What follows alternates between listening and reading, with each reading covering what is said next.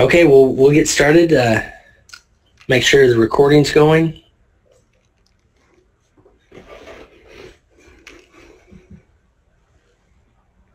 Great. Well, hey everybody, my name is Corey Miller, founder of iThemes, and I have my good friend and SEO expert, Rebecca Gill, on today's webinar. She's been doing these webinars for about 1.5 years now to our community. Fantastic education, training, sharing her experience and expertise. You get loads and loads of content. Today's topic is going to be on-page SEO optimization. There will not be any slides for today. It's going to be a live preview of websites talking about on-page SEO. And additionally, I want to tell you about two things. Rebecca's starting a new podcast called SEObits.fm. Head over there. I put a link in the chat room, SEObits, bits.fm/checklist. You can get a free resource guide about on-page optimization from her, as well as subscribe to her cool podcast that's coming out shortly. Finally, real quick before I turn it over to Rebecca, she just finished the SEO Summit to our community last month.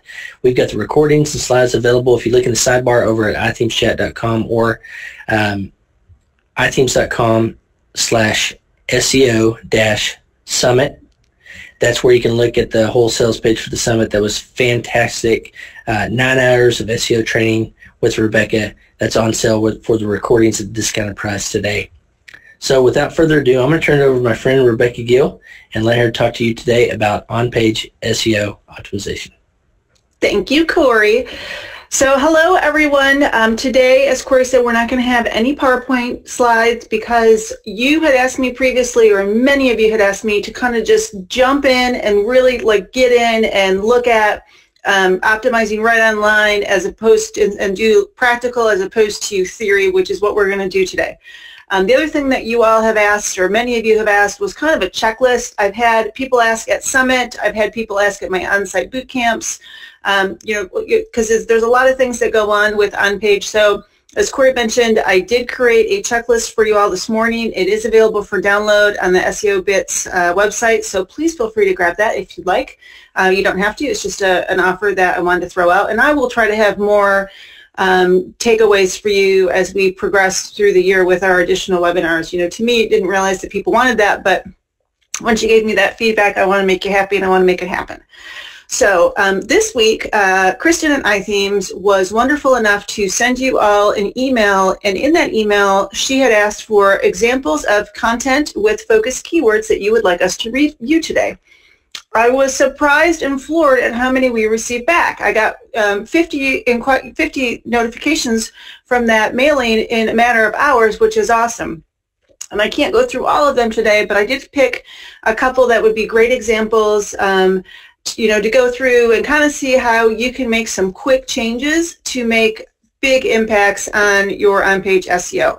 And so what I did was, on this first example, I picked the Humane Society of the United States because that was sent over to me. I love animals, and I probably know most of you do as well. But I picked this one because A, it's a good example with just the tweaks that can be made, but B, I also want people to realize that even really large websites and large organizations can falter on their SEO, and it's just because of little things that have gotten missed. And I'm using this example because we can make some pretty quick changes, and I'm going to walk through that with you today. And then I have a couple more examples that we can go through if time allows, and also leave some time at the very end for some Q&A because I think that you're going to have some. So without further ado, this is on the left-hand side of my screen is the Humane Society's original blog post, or article. It was one of them. But keep in mind, you don't need to read the actual text. So if you've got a small laptop and you're having trouble seeing the content side by side, know that you don't really have to read the paragraph text. That's not important. What's important is the things and the elements that we're going to go through and talk about today, because that's really what matters with the on-page optimization. If anybody is having trouble seeing the headers and things like that, please let me know, because we'll try to adjust as we move forward. Okay, so with this page, I was given this URL. And I was told that their focus keyword phrase is best dog toys. And again, theirs is on my left, and my revised version is on my right. And I'm going to show you both the old and the new inside WordPress. Well, theirs wasn't in WordPress. I did migrate it over to WordPress. So first and foremost, we have theirs, and I'll just scroll down so you can kind of see it. Visually they have short paragraphs, which is great. Definitely important for readability. Some of the things that they have as well is the bolds and the subheaders. Again, really important for today's usability. When I copied this into WordPress, and I did copy it as is, without any changes, and I'm using the Yoast SEO tool because I want you to see how Yoast would grade this if it were part of a WordPress website. Since most of you on here today are in WordPress, I want to use this tool, and I know a lot of you use this tool, and this has been a specific request that I've had to do in training. Keep in mind what I talk about today will relate to non-WordPress sites and other SEO plugins that you're going to use. But I want to stress something is the reason I wanted to use Yoast is, again, a lot of you use that, and you know that I preach don't chase the green dot. The green dot is supposed to be there for you as indicators and things that you might want to pay attention to, or things that you may have forgotten, and that's when those reds show up. And when I say don't change the green dot, I mean you can't have every green dot green, or excuse me, you can't have every dot green in every blog post. It's not conceivable, and it's not feasible, and the Yoast team says it themselves. This tool is a wonderful SEO tool, but it is there to help you with your on-page optimization and as a check mark and as a guide for you. It's going to have similar information that I gave you in the download that I offered, except I'm going to have a few things that are outside the plugin for you to look at and do.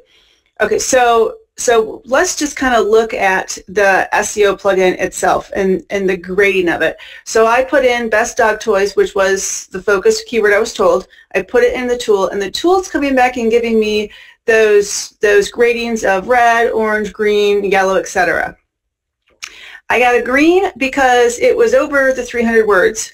Although please keep in mind in today's SEO, I know the SEO tool says 300 words is the minimum, but to really rank on page 1, you need to be between 1,000 and 2,000 words, with the majority of page 1 rankings hovering around 1,700 words. So, that's why the score is there within Yoast, and that's why it's counting your word count for you and try to pushing you into longer posts. I wish it said more than 300 because I know a lot of people still see that and still think that's acceptable, but really in today's SEO it's not. The higher you are on page 1, the closer that you are to 2,000 words per URL. It gave me a link for having it gave me a green dot for having some links in it, which is great. But then the rest of the criteria within the plugin I start to fall down on. And the reason I'm falling down on grading is because the keyword phrase of best dog toys isn't actually used within the blog post, and this happens a lot.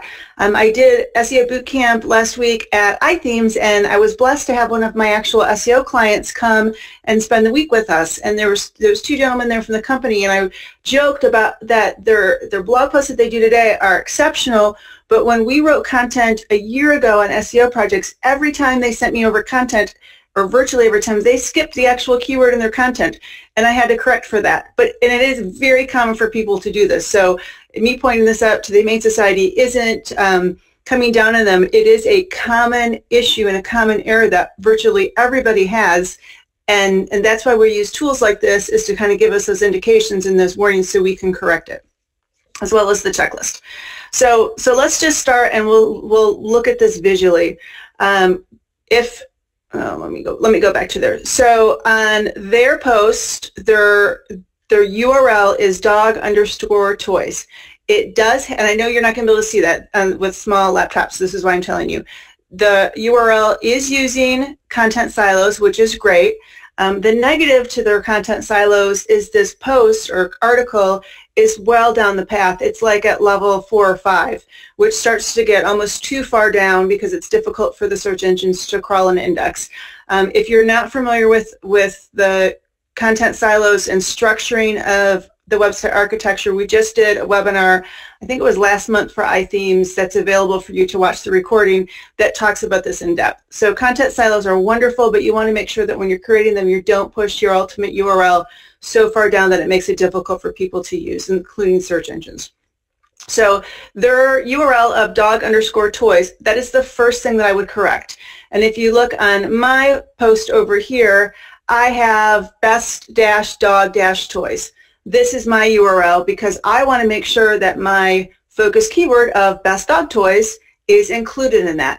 Now in WordPress land, when I have a long title of this nature, it will actually put almost all of that within the URL for me. That would have created a very long URL, which again is difficult for the search engines to crawl in Spider, so I reduced it down manually to just best dog toys.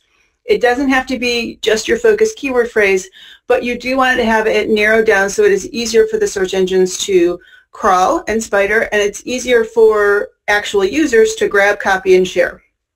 So if we move on, we start looking at the title, the H1 title, which theirs is dog toys, how to pick the best and safest. Again, that does not include their focus keyword phrase. So mine is the best dog toys to keep your pup safe and healthy. Or excuse me, safe and happy. You know, ideally when you're doing SEO, you want to have your focus keyword phrase as far left in your H1 header as possible. It's not critical, but it is something that's beneficial for the search engines to see that right away, and the Yoast tool does grade you on that. As we move into the content, you'll notice that I am using the focus keyword phrase right away in that first paragraph. And again, I'm giving signals to the search engines, and I'm reinforcing the fact that this is what this content is about. And then if we actually go through and we search for best dog toys, you'll see that I have used this throughout the post. And I haven't overused it because we don't want to really focus on density. We want to have it just written in naturally. This is a tricky phrase because best dog toys is not easy to write for. So I really had to be careful and really think through how I could weave that into the content and still have the post readable and have it feel natural. One of the other elements we wanted to do is we wanted to make sure that the post includes variations of that, like chew toys or dog toys, you know, just to make it natural and to help it read better, and again for the search engines to understand what this is about, because they are using variations much more and they're putting less priority on density. It's just something with how the search has been shifting. So now the next thing I did was I moved the image from left to right. Having the images on the left is a really big pain point for me because I feel it makes it very difficult to read because it interrupts the flow of that text since we read left to right in the United States, which is, you know, where this is written at and when the audience this is for. So I moved it to the right. I also copied the image down to my local hard drive, and I gave it a better file name that better described it. And then when I uploaded it, I gave it a description that clearly states this is a dog laying next to a toy ball, which is what the search engines want to see. They want your file name to be representative of the image as well as the text you use to describe it. We don't want to force in the keyword. If we can get the keyword in, that's great. If we can't, that's okay too. There was not an easy way for me to weave in our phrase into that, so I did make sure that dog and toys was included in it, the next best thing. I didn't include the caption as they have because it just makes it harder to read, and I didn't think that it provided real value to the image itself, considering what we're getting the real meat of the content within the paragraph text itself. Okay, so as we move down, keep in mind I'm always preaching usability, and that usability and today's SEO go hand in hand, and you can't have good SEO without good usability. For me, I find these links right here on the left with the contents really distracting. I think when you have a very large article that could be 5,000 words long, they provide an excellent source for people to be able to jump to content. But since this post is only 1,000 words and there's only really 3 sections, it's really it's not necessary to have those content links. Again, I think that they distract it and they break up the flow of the article. So in my version, I nixed them. They went away. Now if we move down, you'll notice that instead of just having ensure safety, I have select dog toys that ensure safety. Again, I'm using variations of the keyword phrase and I'm weaving them into the headers. I also make sure that with any headers that we do, we make sure that they are title case, because that is the preferred. As we look at the readability of this section starts to get really choppy, and it seems like on the original version, it seems like there's just a bunch of random sentences that are focused on safety. So what I did is, because of the way they're written, I shifted those into bullet points, again, so people can scan, but then it allows you to get a little bit loose with your grammar because they are bullet points. For me, I did not like the Amazon link right in the middle of the article. It seemed to be misplaced. So on mine, I moved it to the bottom, and we'll see that at the end when we get there. Note about rawhide, the only thing I did there was I moved it to uppercase because it was an H3. Kept the links, they were great. This is something that the original author did do really good. They've got the subheader of recommended toys, and then they're using bolds to highlight the different types of toys. Really good, because it does help you as a reader scan the information and decide which ones might be most appropriate for your animal or your unique situation. So that's a win-win on both. And as we move down, we're going to see making toys last. Just again, the next section, we had three huge sections of this article. I didn't make any changes there. Where I did make some changes was I added information at the end, another subheader, and then I wanted to make sure that I moved that link down for Amazon, but then I also included the text within the link. That kind of gives a boost to the SEO value of this post. Now, this is a published post. I have it set to no index, no follow on my site because I don't want Google to pick it up. You'll see that it's under uncategorized for a blog category. I don't recommend doing that. I wasn't going to set up categories for dog toys on my actual site and to corrode the data, so I just left it blank. But in the real world situation, you would want to have appropriate categories, preferably if this is a blog post, one category per post, and then you could have multiple tags per post. Tags being relevant if they can help users find like content based on that tag. I would not want to have Kong as a tag, even though we're describing that as a dog toy that we're talking about, if this is the only post on the site that's ever going to talk about it, because then it doesn't provide any value to the user. Don't throw in tags just to throw in tags. Throw in tags and have tags if they will allow your user to find and use that tag to find other like content for that specific tag. So if I had 10 articles on the site using about Kong or Frisbee, then it would be appropriate for me to use that as a tag, because then the user could say, oh, I would love to hear what else they have to say about the Kong toys, and then they could migrate over there and see additional content. That's good for usability. It's also good for your SEO because it keeps people on your site. We know bounce rate does influence SEO. The search engines have access to that information. So we want to keep people on the site as long as possible. Now, another element of this this article is the fact that there are no share buttons on the Humane Society's website for this, and so it is difficult for the average user to share this content if they found it of value. The more you have sharing going on with your articles, particularly right after they go live, the better off your SEO is going to be. And due to this, we want to make sure that we have share icons on our content so people can easily share and they can help boost our SEO. Okay, so let's look at the alt tags, or no, excuse me, the meta title and meta description for this. I'm going to have to expand this so you guys can actually see this. So this is the Humane Society's alt text. So we see, or not alt text, excuse me, meta title and meta description. I do not know why I keep saying that. So their meta title is 83 characters, which is longer than the recommended amount. We want to have it shorter, around 65 characters, so the search engines will pick it up and it won't get cut off. Good Lord, their page title is Dog Toys, How to Pick the Best and Safest, and then colon, the Humane Society of the United States. So they are obviously appending the meta title with the brand of the website, which I know is an option for us in the land of WordPress. I don't typically recommend you do that. The search engines know that this is the Humane Society's website. Good Lord, we all know the Humane Society, and we all love the Humane Society in the U.S. They don't necessarily have to have that on every single title, because it does present clutter when it's in the search engine results page and people are trying to read what this potential piece of content is about and clicking through to it. So I would definitely recommend taking that off, and then we need to restructure the meta title so it includes the actual keyword phrase, which is best dog toys.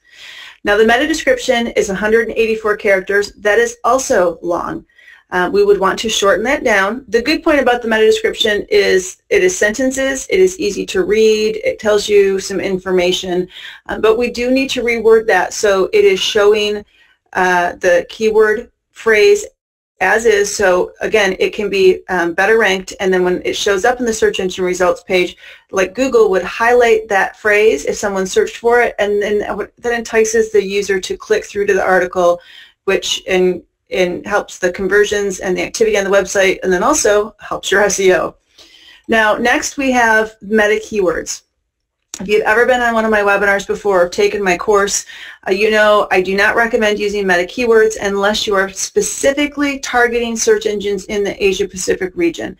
In the United States, where the Humane Society focuses, we do not use that. The search engines only use this field for spam triggers for pay-per-click. They are not used for organic search.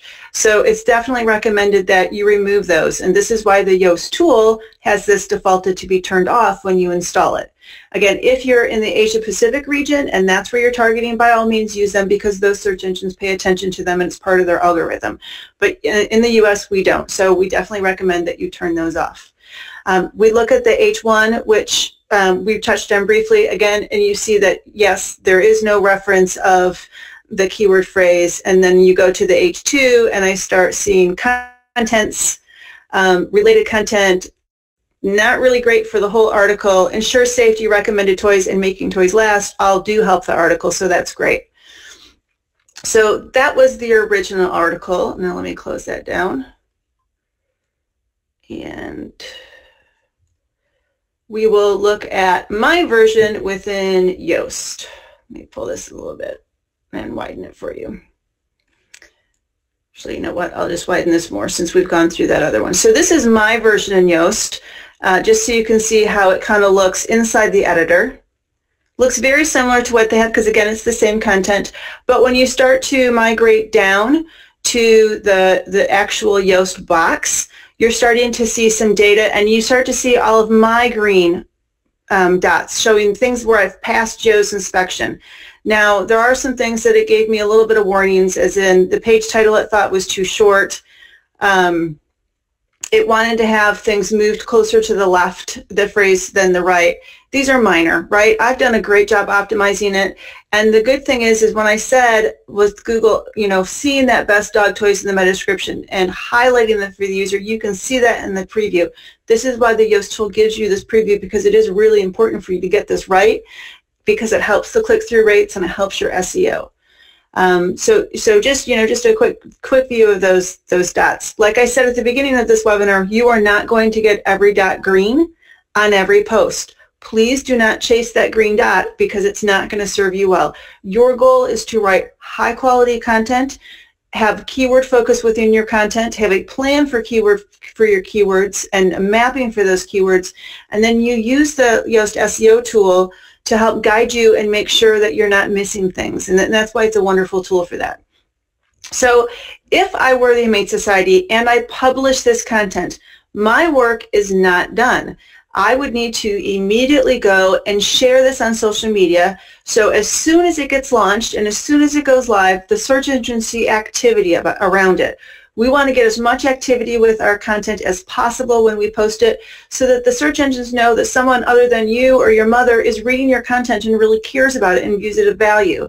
And that's why those social share icons on content like blog posts or articles is really important, because again, it does go towards your SEO.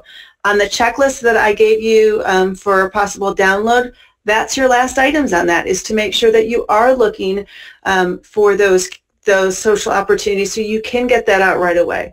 Now on the checklist I gave you, the very final, I think, item is once you publish something like this, it would be great to say, okay, now I've published this, I would also like to build some internal links to it. Where on my site might I have already talked about dogs or dog toys that I could use that content and now link over to this post, which will also help the search engines discover this content, users discover this content, and it helps build the SEO. Internal links are, you know, one of the most undervalued tactics in SEO, and they're just so important for helping build up your ranking. And there's an example I'm going to show later where I really take this to heart. So I had said that you know, the job is not done once you go and you hit publish. So let's go to KW Finder, and I'm going to expand this out because KW Finder is one of my favorite SEO tools, and I used it nonstop with my students last week at SEO Bootcamp. And here's why. So I put in best dog toys. You know what? Let me make this bigger because I'm betting that nobody can see this because the text is so small. All right, hopefully that's good and you all can see that now. Let me make this real big. Okay, if you still can't see this with laptops, please let Corey know and he can interrupt me and I can make it even bigger, although I think that this should probably be big enough. Let me get rid of the mouse toolbar. Okay, when we put in best dog tools, you know, I always want you, before you actually write your content, to come in and look at the potential keyword that you want to focus on, see what the search volume is, see what the competition is, and then also go to the Google search results page and look at the actual content to say, you know what, I can write something better. I can do a better job than what is ranking on page 1 currently. You know, that should be done well before you write the content and well before the content starts going into your CMS solution. You know, we didn't have that opportunity with this exercise, so we're going to just hit KW Finder so you can see it. And the reason I want to do this is because I want you to see. So when I put in KW Finder, the best dog toys, it's giving me 32 as my ability to rank or the difficulty. You can win on 32 if you do it right. It shows us who is on page 1 in the top 10. Now this first guy is domain authority. That is how powerful is the domain itself. And if you look at this list, the only Amazon is really high. Everybody else is 65 or below. Well, guess what? The Humane Society is in the 80s. So if the Humane Societies did things right, they can easily beat these people because they have a much higher domain authority, which means the search engines trust and respect them more than everybody else on this list besides Amazon. If we look at the next few things that are really important, we look at links coming into the content. Nobody has a high link count coming into their content. So if the Humane Society were to really go after building up links coming into this content from other areas in the website, or you know, reaching out to other websites or blogs to get them to link in, this would again boost them up and allow them to outrank who's on page 1 right now. And now the final guys we look at is social media. The reason KW Finder is giving you links and social media is because they directly influence where you're going to rank. On-page SEO and writing content is only half the battle. You have to follow up with that off-page SEO. And while this webinar isn't about off-page SEO, I'm not going to forget it, and I'm not going to not talk about it, because you need to remember that your job isn't done when you hit publish. You have to follow up. It's critical for you to follow up to be able to rank. So if I were to look at this, I would say, okay, the guy at number 2, he's got 409 links coming into this. Down at number 7, he's got 244. Do I need to have more links than that to rank? No, because it goes in with the other data to figure out, you know, who's really going to be positioned on page 1. If I have high quality content that's well optimized, that's in my favor. If I have a domain that's well respected, that the Humane Society does, that's in my favor. Now the search engines combine that with the links and then with social activity. So if it were me and I were the webmaster or the content marketer in charge of the Humane Society's website, I would go back and edit that article. I would modify the URL, use a 301 redirect so I don't lose any value from the SEO that's currently there and existing, and I would update everything, and then I would look inside the site to see where I can build links into the page, and then I would make sure that I'm sharing this on social media and getting some activity. And then all of that collection together will help me rank. And then they would have to wait to see how they shift, and then continue to optimize and attack this at an iterative basis. Keep in mind what Google says. Google says that SEO is not a one-time event. It is making small incremental changes to your website that individually seem insignificant, but brought together make a huge impact on the usability and the ranking of your content. And that is our goal. That's what we were trying to do today as we went through that article. And that's your goal as you do optimization, whether it be on page or off site. You are trying to help the search engines better understand your content and make your content much more easy for them to understand, as well as the users that come to visit it.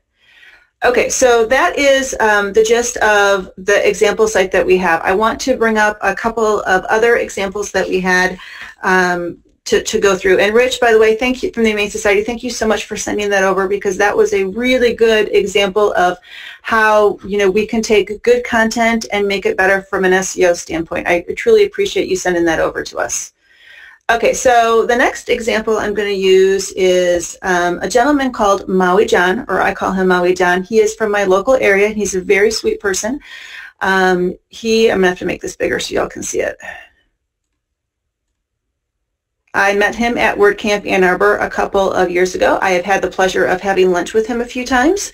And so John is Michigan-based, and he vacations in Hawaii, and he has a blog that talks a lot about Hawaii and what people can see when they visit. Now, John sent me this URL for us to review.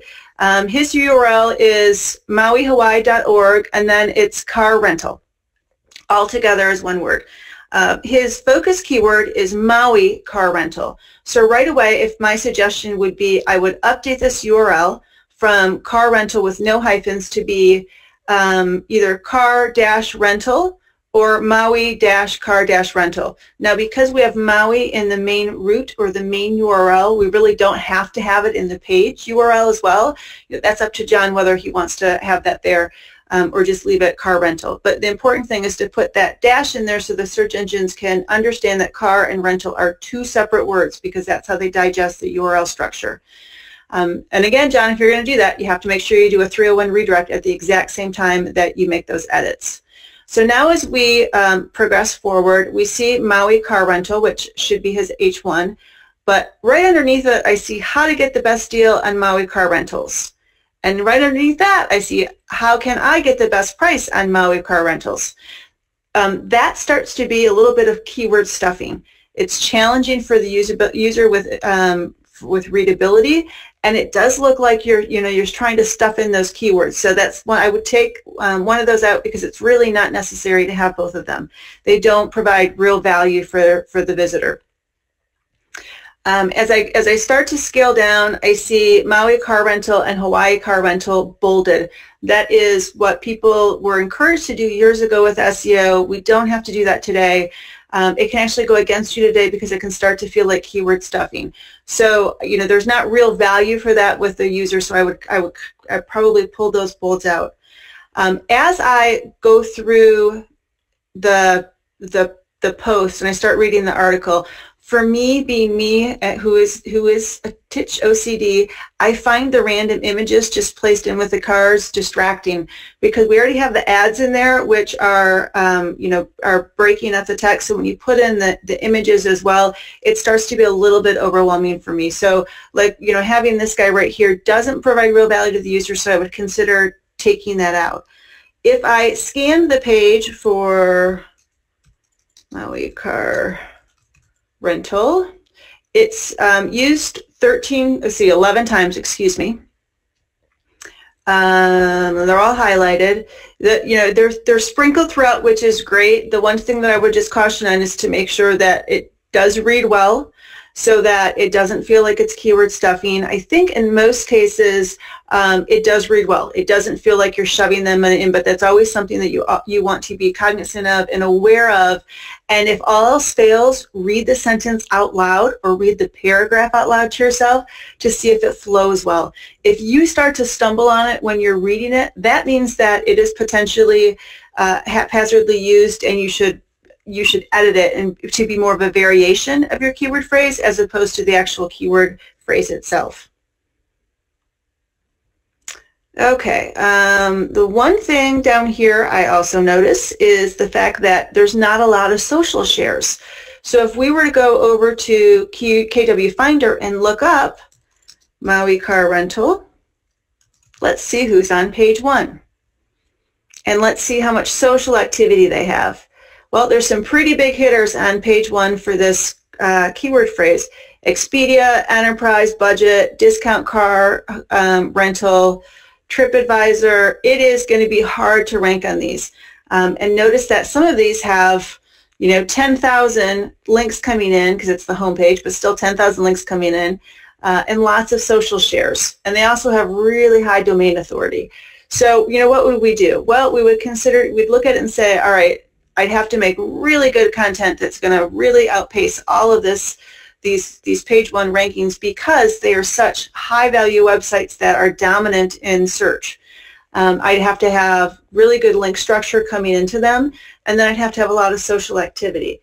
And if that is challenging, then possibly I tweak the keyword phrase to be more long tail, so that I can really try to hit the long tail and not have to compete with all these big guys. It's great to go after a search term that has 9,900 searches per month, but it won't make a difference if you can't get on page 1 and no one actually sees your content and actually gets to the website. So you have to pick and choose your battles, and sometimes it's better off to go for a longer tail that has only 500 searches per month, but actually get to the top of page 1, because now you'll actually be seen by all those 500 people as opposed to being buried on page 2 or page 3. Now, another thing that I noticed in John's site is at the bottom, let's see, where was it at?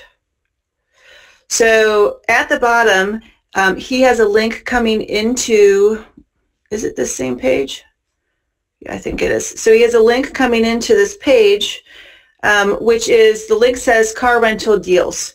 And this is on the footer of his website. So this is on multiple pages of the website. So every time Google's seeing this link, it's seeing the phrase car rental deals, which to Google, that's a signal, because your internal links are huge signals to the search engines to say, this is what this page is about. It's about car rental deals.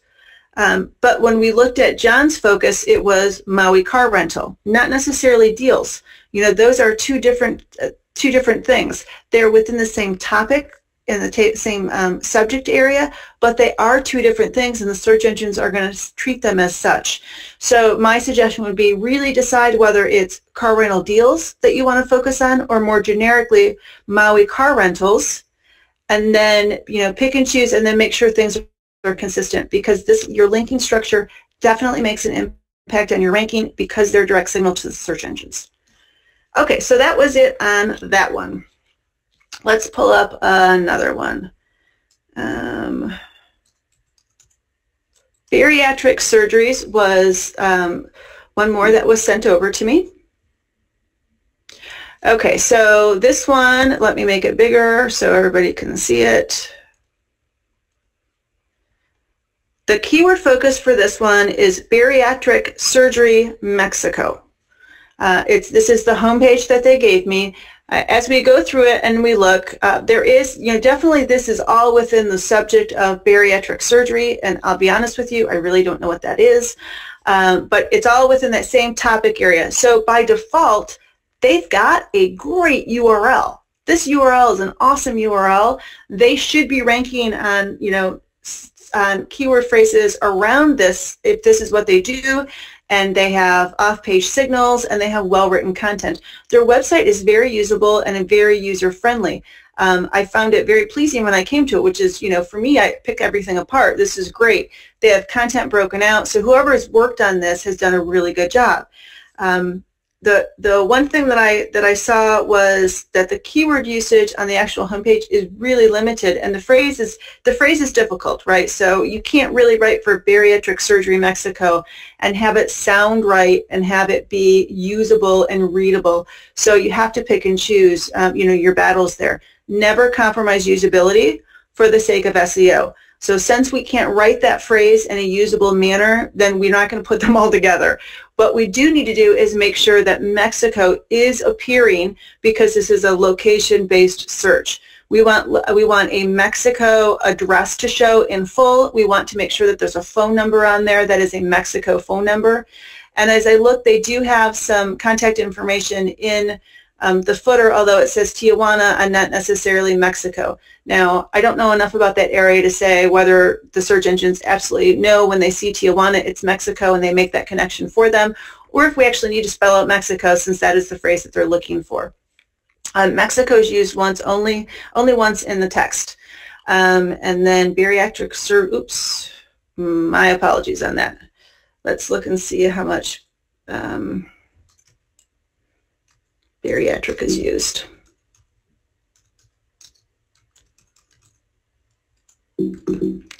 Okay, so, surgery, excuse me.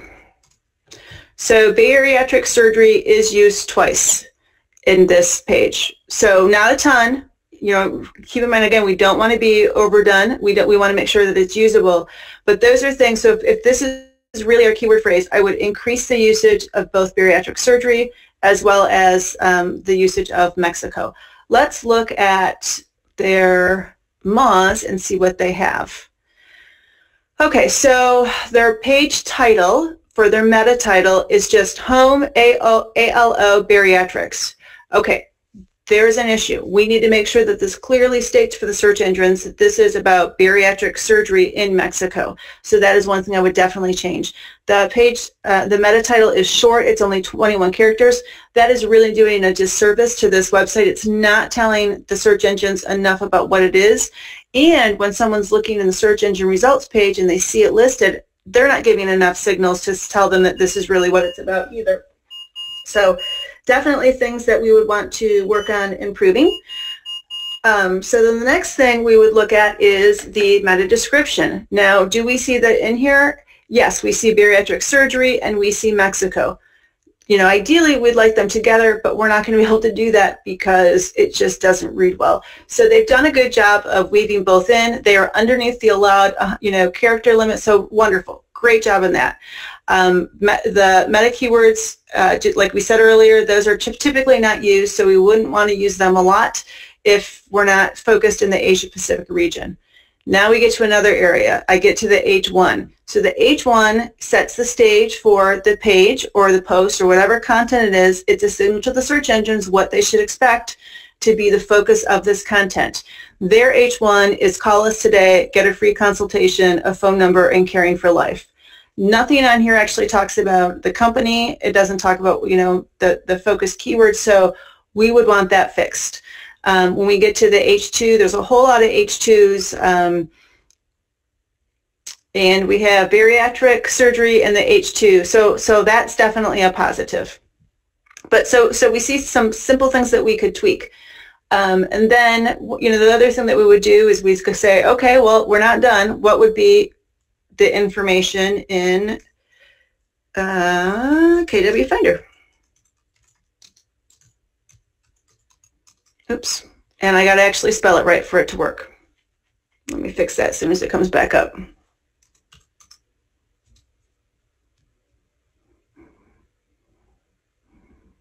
Okay, so what we would look at now is we would look over to see who's ranking for this kind of phrase. And again, just like we've done with the other websites, we would look at domain authority and compare that to our, good Lord, I really need to learn how to spell. Okay, one more time. We would look at domain authority. We would look at the number of links they have coming into their content. We would look at the number of social activity that they have for the different networks. And then I would also look at the individual results on page 1 to look at the content to see if we have higher quality content. All of those things together are going to help you rank. It's not, again, just the on page. You have to have the off page as well to manage the rest of your activity. So these are just some things to look for. I really did like the look of this website. I hope that you're on, since we went through your website. I think there's some tweaks you can make to help your rank and to help with the usability and the click-through rates in the search engine results pages. Okay, Corey, that brings us to 2:44, and I want to make sure that we do have some time for questions since we went through the live sites. And if people have questions about the specific sites that we looked at, or general questions about on-page optimization, I am more than happy to answer them. Yeah, you bet. Thanks, Rebecca. Some of the questions that were asked were in context of as you were doing the reviews, so they might not have, I might need to skip through these, but I try to keep track of the questions in the webinar. Okay. One good question I heard was, if a website homepage is built with widgets, you can't really use Yoast SEO to assist with homepage optimization. How can you ensure you're correctly optimizing your homepage? That is a really good question. So I'm a Genesis girl. Most of our websites are all built with Genesis, including all of mine, and they have widgets. So the easiest way to do it is, you can optimize the meta title and meta description for the homepage via the Yoast tool. There's a spot for that, which you should be utilizing if you have a widget-based homepage. The next thing to do is, once you have your widgets built up, come to the live page and do like the find like I did, and have it show you where you're showing up. Use your Moz toolbar to look at the H1 and the H2 to make sure that those are coded well. You don't have to have that Yoast tool right within the homepage with the green dots. You need to have your checklist, and then you need to look at visually how is your checklist comparing to what you have on the site. And the other thing to note is, a lot of times we don't optimize the homepage for specific keywords. You generally optimize the homepage for branded phrases. And then you only really, both Yoast says this too, you only recommend optimizing the homepage for keywords if you're in a local situation. Now, this website is local. They're targeting Mexico, and they really want that local area within Mexico, so I can see why they are using the homepage. But in a lot of cases, you actually wouldn't do it, and you would focus on a keyword phrase. So hopefully that answers the question, as well as a little more guidance on when or when not to use the homepage. Okay, from earlier, is it better to rewrite an old post to rank better for a keyword, or create a new post just for that keyword? So that is a wonderful question, whoever asked that. If you have a existing piece of content that has history, both social shares and inbound links, and it's got a good basis of content already, you're better off updating that. You can, if you need to change the URL, you can use a 301 redirect to protect your SEO and your incoming links. Like 99% of that value passes, so it's definitely safe to do. The only caveat to that is, if you are using the date within your URL structure for your post, that can create a challenge because it can be showing a very old date. And so that would be the only caveat that I would throw out there, or the only caution. But definitely it is much easier for you to update something that's existing and something that already has some history than to try to start from scratch. Okay, is there an ideal length for meta descriptions? Yes, so meta titles should be, I think it's 65 characters, and I think meta descriptions are 155. I'd have to check my course to see the actual numbers, but I believe that that's what they are. And Yoast will change colors for you. When you start to go too long, Yoast is gonna change your color scheme. So pay attention to the color. When you're, it's going to give you an orange. I think it's an orange when you're too small, and it's going to give you an orange when you're too big. You want that happy green, so let the colors be your guide there. Okay. Hey, everybody, while you're posting questions, I've got a couple of questions in the queue for Rebecca, but I wanted to mention two things, a couple things actually. Rebecca's been doing these SEO webinars for free to our community, so you get all this fantastic information absolutely for free. All you have to do is show up. And so I like to brag on my friends and showcase what they're doing. The first thing I wanted to mention real quick, and I'm going to put this into the webinar chat at iThemeschat.com, is Rebecca's new podcast is coming, but, and I put the link, SEObits.fm, but I put the link to a free resource on-page optimization right there in the chat at SEObits.fm/checklist. Second thing I'll tell you about is she did an SEO summit for us last month. Fantastic. 9 hours of awesome content. I mean, walking through her whole process. And we have those replays and the slides and downloadable resources in the sidebar of the chat, but you can go to iThemes.com/SEO-summit, and you can, that's now at a discounted rate, and you can purchase that today. So I want to make sure I mention a couple of those resources for Rebecca. The next question was, what's the best way to optimize my business? And I'm not sure this is maybe an on-page specific question, is a bigger broad topic about local SEO, but best way to optimize a business that serves a local geographic area, let's say Pennsylvania or Delaware or something like that. So local SEO is very similar to national SEO, but there's a few nuances to it. You know, the first and foremost is you want to make sure that you have your local address and your phone number with a local area code somewhere in the website, like the footer or the header, so that it is getting connected with the content on the website. Google uses those data points to say, yes, I understand that this content is related to this area.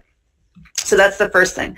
The second thing is to make sure that you have off-site activity that is also using that address and phone number. So those local directories like Yelp and Google My Business, I'm blanking on the rest of them. You know, you could do Facebook. There's just a ton of directories.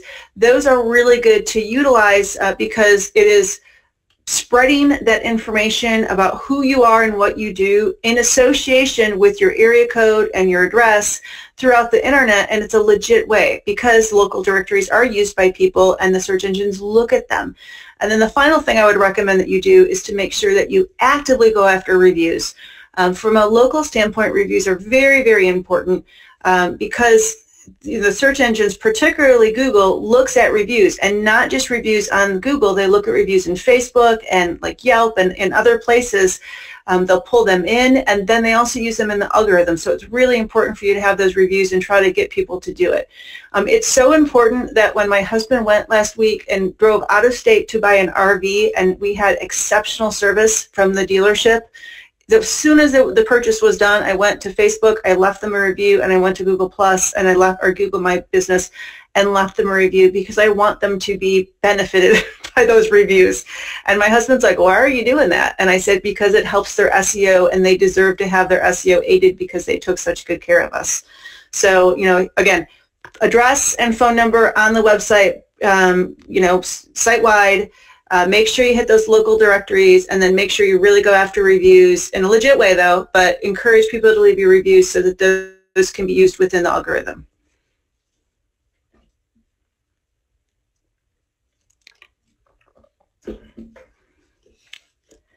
Next question, Mr. Miller. I was muted, sorry. I was talking to realize. Yeah, well done. So we have time for a couple more questions, and we're going to put a link in the chat where you can sign up for the SEO webinar training that Rebecca's done. We've got a list of them there, and I think Kristen's going to put them in the chat room for you guys. So here's a good question from Joseph. What do you think of unpublishing two related posts, combining them, revising them, and republishing to get a long-form 2,000-word post? Okay, so theoretically, that is a great plan if they're not ranking individually on their own. The caution, though, is if you unpublish both, leave them offline for a while you work on them, and then bring them back, you will wipe out your SEO value because it'll be too late for you to issue a 301 redirect, and the search engines will view them as dead. So if you have two pieces of content that are similar or of on similar topics, and neither one are ranking.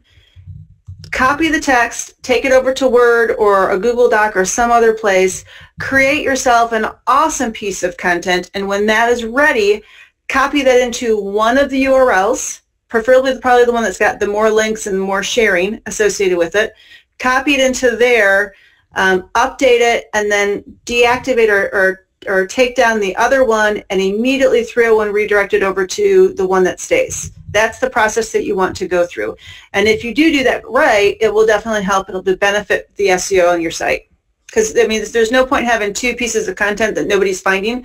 You're better off having one really rock solid one that can rise in search. Okay, there's been a couple questions about stop words.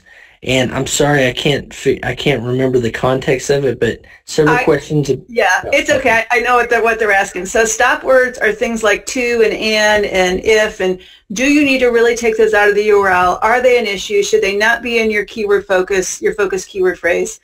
Listen, my take on this is if you start searching on things on Google and you replace an and with a the or a to in the same exact phrase, you're going to see Google could care less. It is making its own decision, and it is replacing them easily. And I've seen it time and time again in search. I do not worry about them. If they fit with the phrase and they make it readable, I use them, and I keep them in the focus keyword phrase as well as the URL as well as the title. I have not been penalized for that at all. Okay, are keyword domain names a good thing still? They're less and less important, and I certainly would not go after them for an SEO perspective. When we look at bariatricsurgeries.com, I don't love that because it's got the keyword in it. I love that because it immediately tells somebody that they're in the right place. I see that, and if I'm looking for a bariatric surgery, I know I'm in the right place. That's why I love that, not because of the keyword value. I can get just as much bang for a URL on a page or a post level that has that phrase in it. So do not chase root domains that have keywords in them. Okay, just a reminder, seobits.fm/checklist is where you can get a free on-page SEO checklist from Rebecca today. And then the sidebar of the chat at iThemeChat.com, you can see her summit that has 9 hours of webinar training. Let's see. I have my question queued up. And okay. Oh, how important is it to use H tags beyond H1 and H2? I think that they really help break up the content. So when I did my first SEO boot camp in Dallas, Chris Lama was in the room, and when we got to this area in the conversation, he jumped in, and it was great that he jumped in because he talked to the students and he told them about his philosophy with subheaders. And what he does is he uses them as an outline for the piece of content, and he actually writes the headers and the subheaders before he actually writes the content, because that becomes the outline of the blog post, which is how the search engines are using them as well. So, is the H3 going to make a huge impact on your SEO? No. Is it going to truly help the visitor understand and digest the content? Yes. And because of that, it creates a really good usability for the human visitor, and therefore it helps in SEO. And then just breaking that content up also helps the search engines digest those sections of the post or page and understand what they're about. So, are you going to not rank because you don't have a keyword in the H3? No. Will they help the human visitor, and will they help the search engines understand and digest your content and the hierarchy of that content within the page? Yes. Okay, how do you handle synonyms when setting keywords like lawyer versus attorney? Do the search engines recognize both as the same word? Really good question, and this is an interesting industry to work on with SEO, because you'll find when you look at search volumes and search results that attorney and lawyer is not always interchanged. There's definitely the search volumes will shift drastically whether you're using attorney or lawyer, and it will change with the type of practice area that you're working within. And then when you input those phrases into Google, when Google brings back those results, sometimes If you put lawyer, it's only going to give you lawyer. And sometimes if you put lawyer, it will give you lawyer and attorney both. So you want to check both. Before you make that decision on which version you're going to go after, you want to use both, and you want to really see which ones the users like and see which route the search engines go with, because that's going to influence what you focus on and then how you write your content. Okay, we got one more question, and our time is going to be up. Rebecca's very busy running her business and putting on classes like this and summits. But here's a question. Looks like you do not use Yoast's readability. Why is that? Because it drives me crazy. I think it's really good for some people, particularly people who are of higher intelligence that will write at a PH level as if they're writing a doctorate, document. But for people like me who already kind of talk at a normal high school level, it's just who I am, growing up in northern Michigan, I don't need the plugin to tell me I'm at a readable level, because the majority of the time I am. And the other time that I'm going to recommend turning it off is there's certain circumstances in industries and websites where you cannot make your content turn green on that. And it's the nature of your content.